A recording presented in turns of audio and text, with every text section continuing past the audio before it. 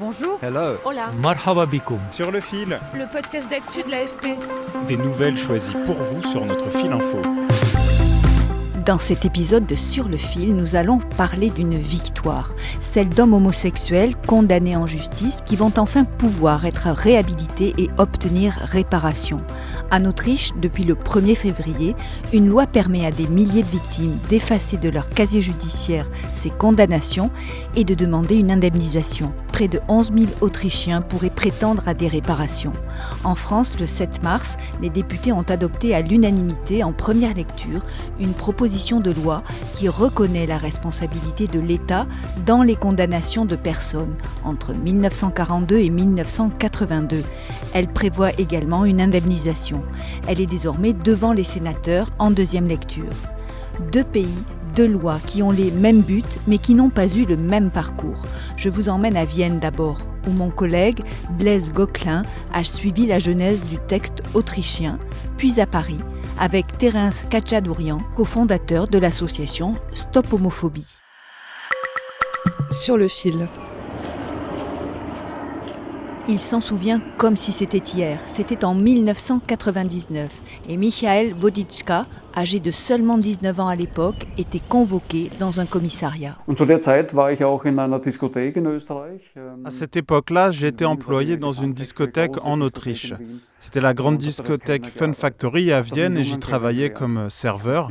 J'y ai rencontré un garçon, je n'ai pas demandé son âge parce qu'il était grand et qu'il n'avait pas l'air d'avoir 16 ou 17 ans comme cela s'est avéré par la suite. Pour moi, il avait mon âge et en réalité, il avait presque mon âge. On n'avait que 2 ans de différence. Je voulais expérimenter un peu, puis on s'est revus plusieurs fois, on s'est rencontrés plus souvent, puis on est tombés amoureux. Le nom de Michael figurait sur une liste d'amants fournie par son ancien partenaire plus jeune que lui, lui-même arrêté pour des ébats amoureux dans une voiture. Après le commissariat, Michael a été renvoyé en justice et ce procès, il l'a vécu comme un traumatisme. Il assiste au déballage de son intimité lors d'une audience publique très suivie par la presse. On passe en revue sa vie, ses pratiques sexuelles. Ce sont des choses où l'on se dit toujours « ce que tu fais derrière les portes fermées ne me regarde pas ». Et tout d'un coup, l'État autrichien s'intéresse à ce que je fais en privé. Avec l'ensemble des médias qui sont assis derrière moi et moi qui dois m'asseoir dans ce petit fauteuil, dans cette grande salle d'audience, devant un juge. Rien que le sentiment d'être accusé à 19 ans et d'être condamné en tant que délinquant sexuel, c'est vraiment dur. J'ai ensuite eu peur de ce qui allait se passer et des conséquences que cela pourrait avoir.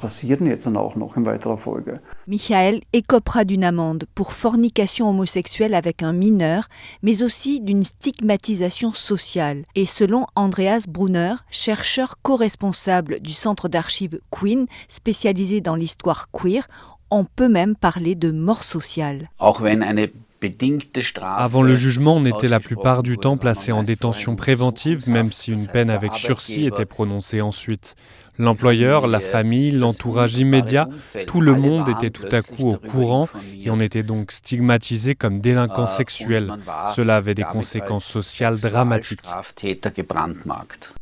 En Autriche, alors que l'homosexualité a été dépénalisée en 1971, les condamnations ont perduré jusqu'en 2002. Les juges ont utilisé d'autres articles du Code pénal pour poursuivre les homosexuels. Ce sont les hommes qui ont été le plus discriminés. Les relations entre hommes étaient autorisées, mais pas avant 18 ans, alors que les lesbiennes et hétérosexuels étaient libres de leurs actes dès 14 ans.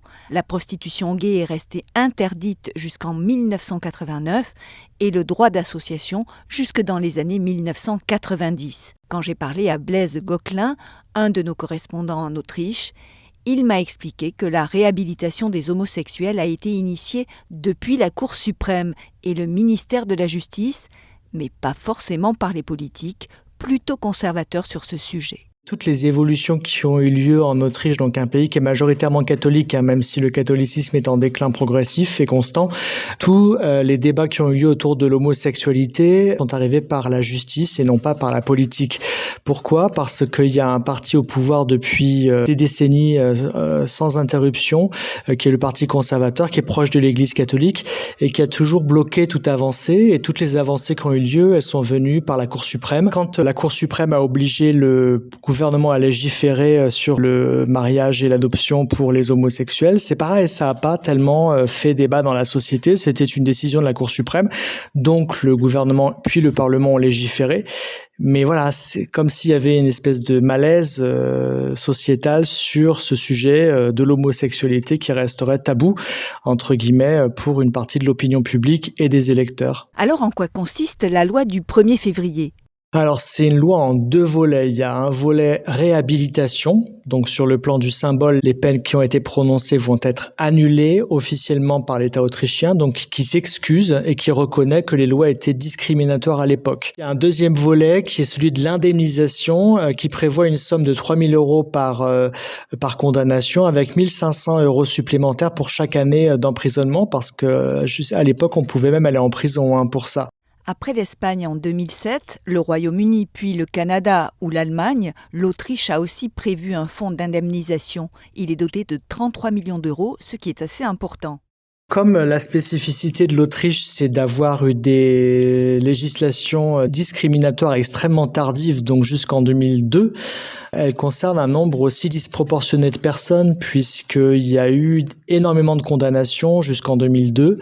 On estime à 11 000 le nombre de personnes éligibles à une réparation, pour comparer à un pays voisin qui est l'Allemagne, qui a 8 fois plus d'habitants. En Allemagne, c'est 50 000 personnes qui étaient concernées, donc un grand nombre d'Autrichiens sont éligibles. Il est grand temps de dire ce soir au nom de la République française, pardon,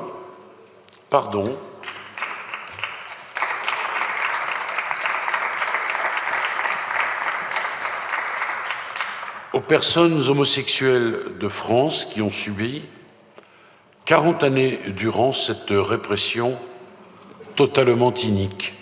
On vient d'écouter Éric Dupond-Moretti, garde des Sceaux, devant les députés à l'Assemblée nationale. La proposition de loi a été votée à l'unanimité par les députés en première lecture.